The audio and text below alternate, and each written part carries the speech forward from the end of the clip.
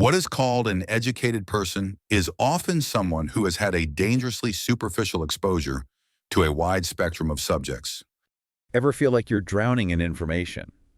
Like you're constantly scrolling, headlines just blurring together, but nothing really sticks. Yeah, absolutely. It's like we're bombarded with information these days, everywhere we turn. Right. But it's like, are we actually gaining knowledge or just this weird illusion of knowing things? It's so easy to feel like just because you've seen something, you understand it. Exactly. And that's what this deep dive is all about, escaping the perils of what we're calling superficial knowledge. I like that. It's a real problem. So to kick things off, we're diving into a quote from economist and social theorist Thomas Sowell about what it really means to be educated.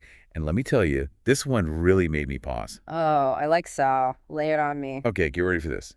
What is called an educated person is often someone who has had a dangerously superficial exposure to a wide spectrum of subjects. Dangerously superficial. I see where you're going with this. Right, it really struck me.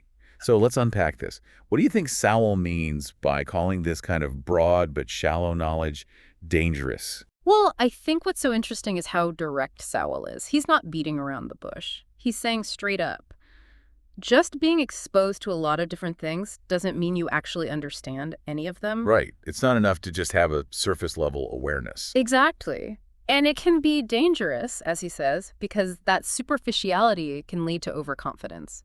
You think you know more than you do, and that can lead to bad decisions. It's like that saying, a little knowledge is a dangerous thing. 100%. And honestly, I think this problem is even worse today than it was when Sowell first said that. Because of the internet. Exactly. Yeah. Think about it. Social media, the 24-hour news cycle, everyone's got an opinion online. We are constantly flooded with information. And it's so easy to just kind of skim the surface of it all, to mistake familiarity for knowledge. Right. Like just because you saw a headline about something or you read a tweet thread, it doesn't mean you're an expert. Okay, so then how do we escape this trap? If just taking in more and more isn't the answer, then how do we actually cultivate meaningful knowledge? For me, it all starts with being really conscious about where we choose to invest our attention. So instead of, say, skimming a dozen articles on a topic, really focus on one and go deep. Exactly. Choose quality over quantity. Read a book instead of a tweet thread. And this is a big one. Actively seek out diverse perspectives. Don't just stay in your own echo chamber. So it's not about being a know-it-all. It's about really, truly knowing what you know. Right. It's about depth over breadth.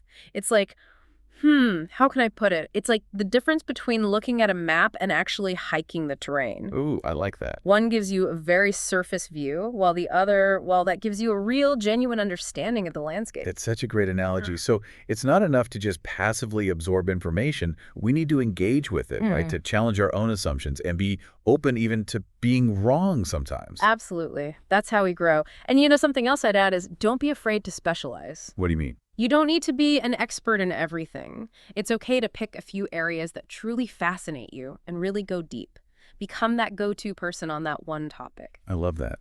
So to wrap things up for our listeners today, I think the big takeaway here is the next time you're feeling that information overload starting to creep in, take a breath and remember Sowell's warning. It's not about how much you know, it's about how well you know it. Choose quality over quantity. Dive deep into the things that fascinate you and really embrace that journey of genuine learning. You just never know what depth and richness you'll discover when you move beyond that initial superficiality. It's really quite amazing.